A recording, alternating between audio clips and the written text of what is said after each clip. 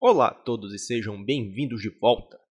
Hoje o programa não é recomendado para quem tem medo de altura, então pegue o seu paraquedas que realmente está no ar. Mais um episódio de História Revista.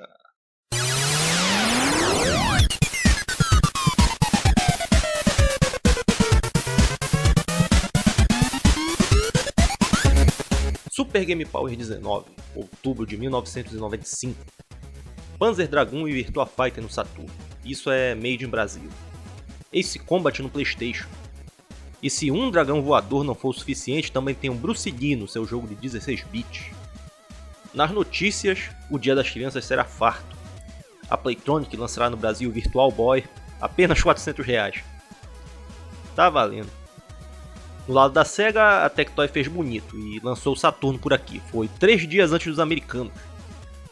Vem com o Virtua Fighter na caixa, e não na memória, como dizem aqui.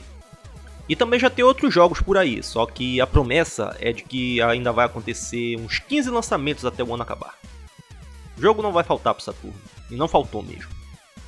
Faltou dinheiro para comprar, mas os jogos estavam lá.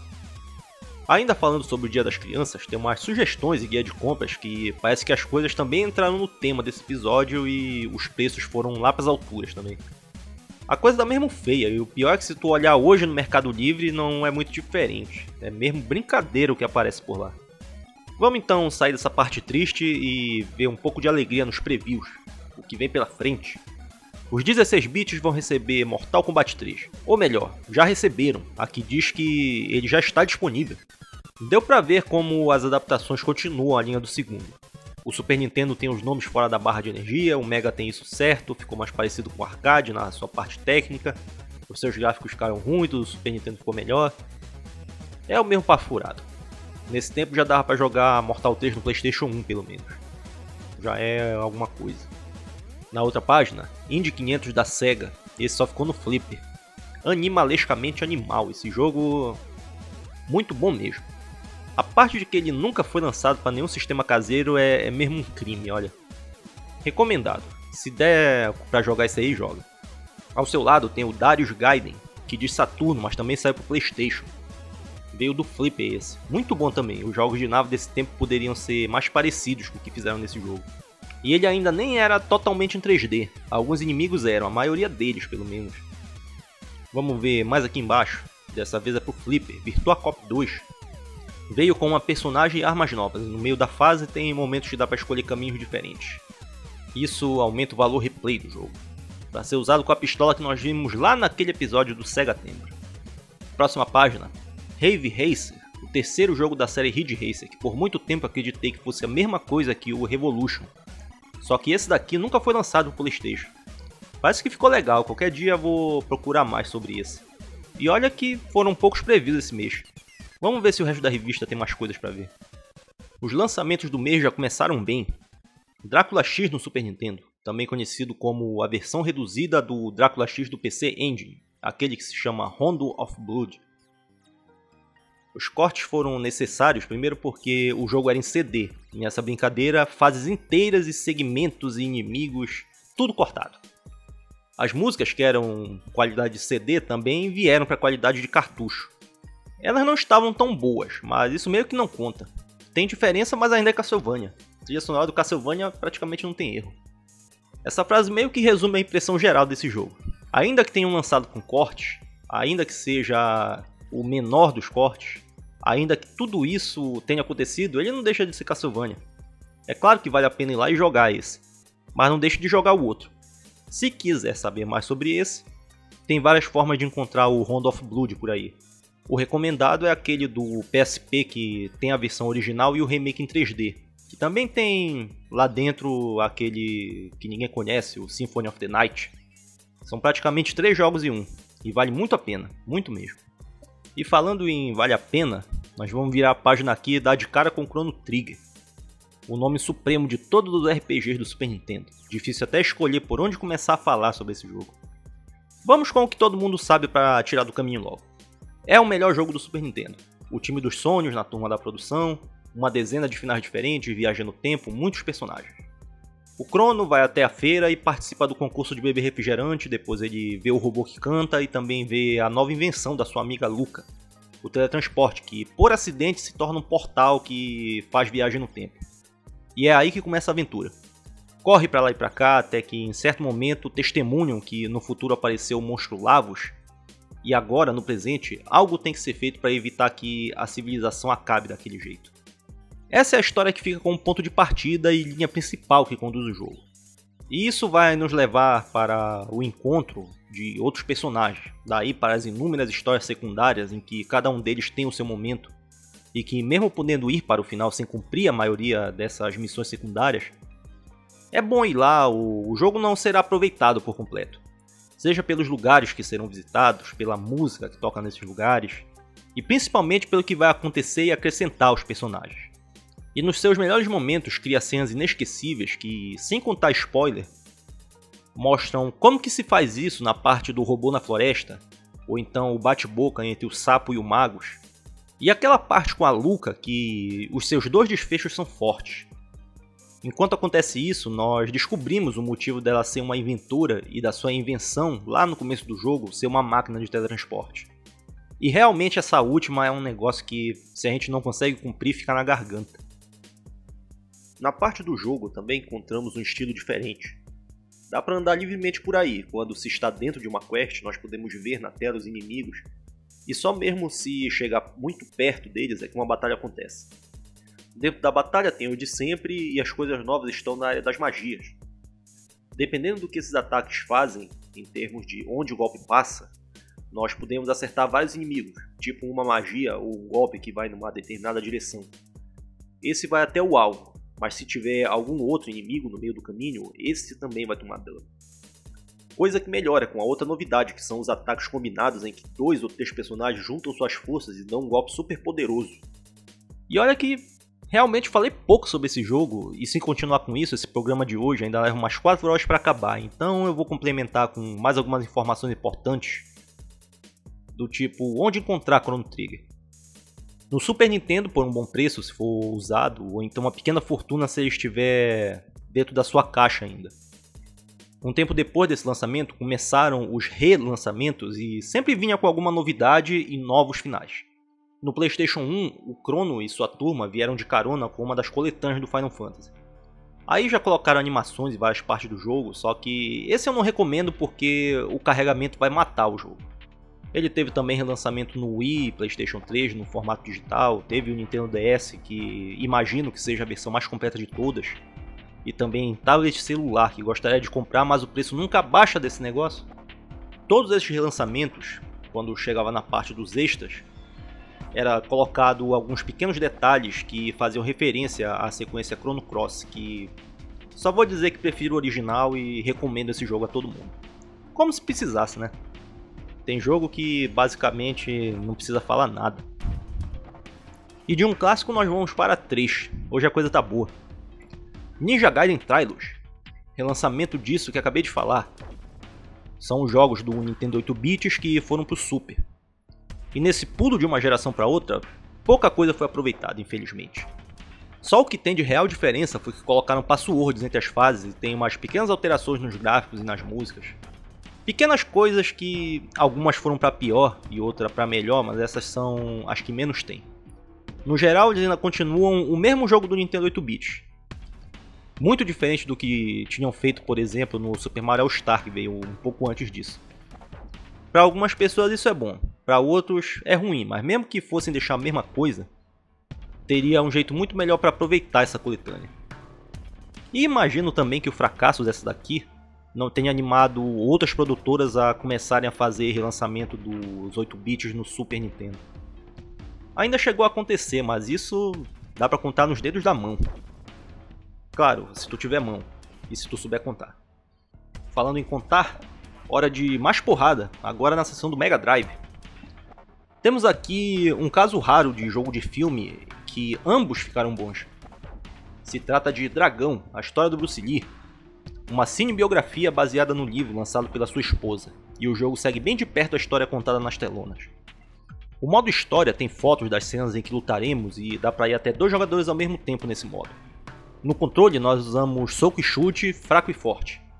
Tem um comando para dar uma cambalhota para frente e para trás, e a que vai para frente tem um comando extra que no meio do movimento ele dá um chutão e vai parar lá na frente. Tem um pisão para o inimigo caído e um arremesso também. São poderosos esses golpes. Ao bater no inimigo, essa segunda barra de energia enche e ao alcançar a primeira marca nós podemos mudar para uma posição de combate que é diferente e que os golpes saem muito mais rápidos. Se preferir guardar e seguir até a segunda marca, aí já pode usar um Nunchaku, que é praticamente a mesma coisa que pegar a estrela com o Mario e correr para cima do oponente. E enquanto tu não perder uma vida, a barra se acumula de uma luta para outra. Cada fase é apresentada de uma forma.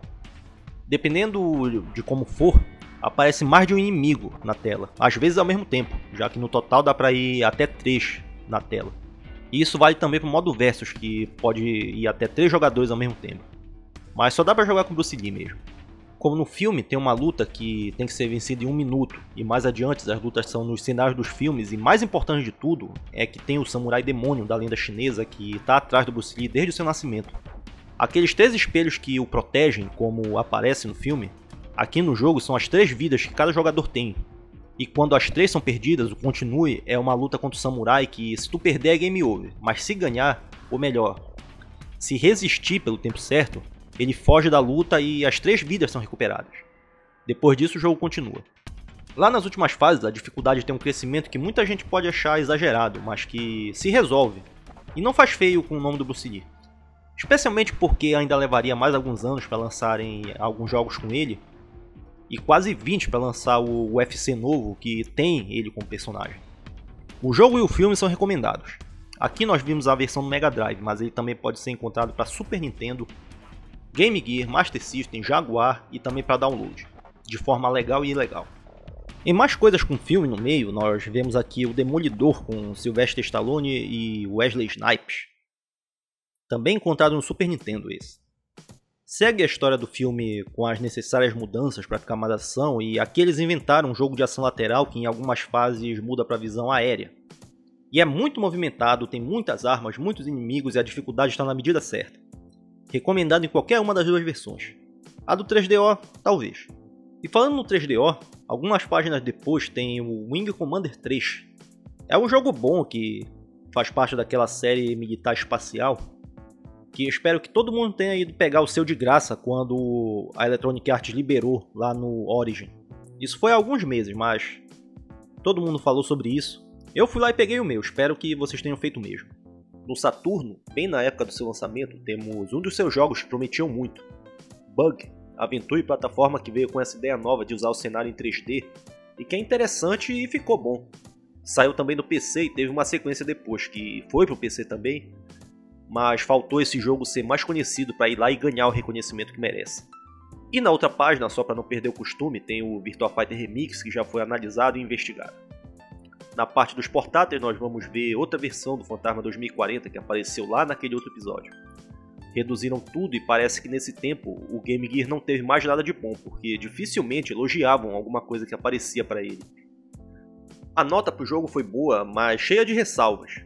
E com o Mega Man que vemos aqui ao lado, a coisa foi um pouco diferente. Os gráficos estão bons, mas o único problema que me parece aqui são os sprites, que estão grandes demais para o tamanho da tela do Game Gear. Mas pelo que vi por aí, o jogo não é lá muito bom também. No resto, é um Mega Man para mandar para coleção. Agora vamos ver a seção de esportes. Saturno com o Virtual Volley. Um esporte com pouca representação aqui nesse segmento de entretenimento. Esse daqui segue a mesma linha daquele do Super Nintendo e do Mega Drive, que a única coisa que o jogador tem que saber é que na hora que a bola fica vermelha é o tempo certo de apertar o botão para passar adiante. E nem se trata de um jogo da mesma Video System, que foi o que fez aquele lá dos 16 bits. E quando falo isso, incluo o Neo Geo também no meio. Acho que pouca gente sabe que ele tem esse vôlei. É basicamente a mesma coisa, só que os gráficos estão bem melhores. Ao seu lado, vamos ver outro que é muito conhecido. De um lado esse Carnaval e do outro a Fome Total. Win Eleven, o começo de tudo. E como era comum nesse tempo, a liga japonesa marcou presença com todos os recursos. Times, jogadores com nome, foto, patrocinadores e todo o resto. Trouxeram a experiência completa do futebol 3D. Completa se pensarmos que ainda eram os primeiros passos. Os jogadores ainda apareciam muito com caixotes empilhados e a movimentação era lenta. A câmera também não ajudava tanto, mas divertia, estava no caminho certo. Quando saiu a versão americana, o que se chamava Ghost Storm, as coisas oficiais foram embora e com isso também foi embora parte da graça do jogo. Pelo que me lembro, as seleções vinham com os mesmos nomes do Superstar Soccer, mas não era a mesma coisa. Nem a presença do Alejo deu uma ajuda nisso. Daqui vamos para os detonados do mês, que são a força a manter o tema voador lá no alto. O primeiro é o Panzer Dragoon do Saturno, que marcou época, e não foi por menos. Um lançamento meio que de surpresa. Chegou junto com o videogame às lojas e tinha aparecido nos previews também, mas como era um nome que ainda era novo, e um jogo original também, ninguém sabia do que se tratava exatamente, além de que era tiro em 3D.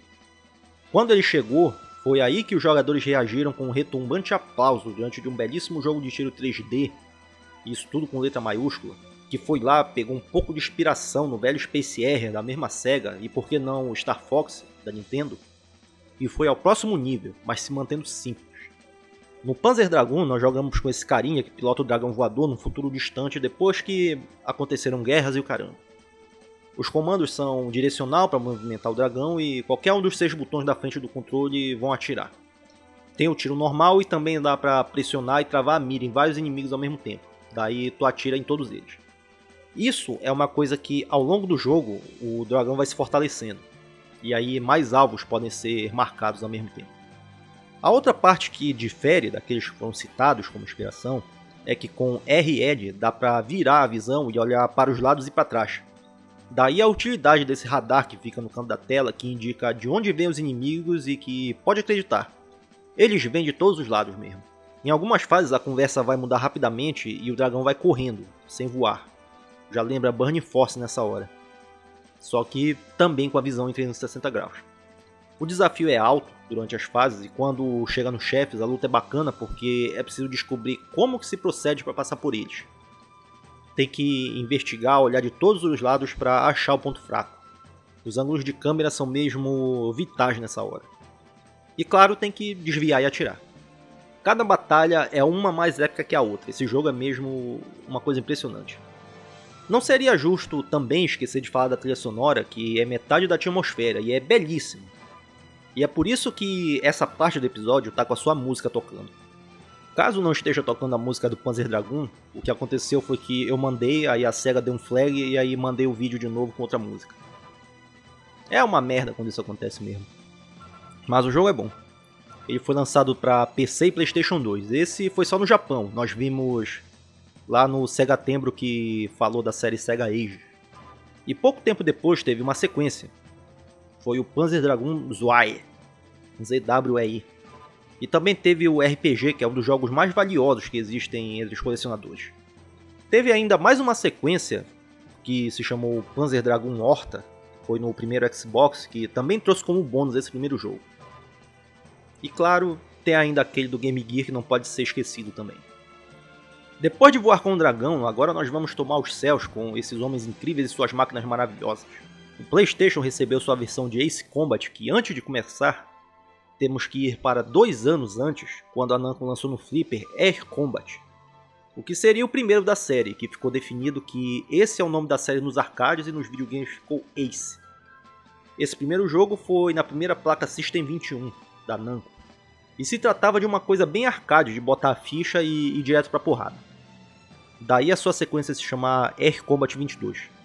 Uma coisa bacana desse tempo foi que achei por aí durante a pesquisa uns caras que estão vendendo esses primeiros jogos em 3D da Namco e também o Ridge Racer, o Tekken 1, tudo em Laserdisc, aqueles CDs que são do tamanho de disco de vinil.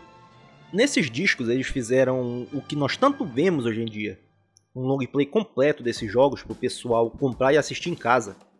Que é aquela coisa de que a ideia era que eles vendessem e o disco estava lá dizendo: esse jogo aqui que tu gosta, que está fazendo todo esse sucesso, logo vai estar na tua casa no PlayStation. E é legal como isso é uma dessas coisas que a gente vê assim e nem imagina que os japoneses faziam. Muito legal mesmo. Mas voltando ao assunto, Ace Combat do PlayStation.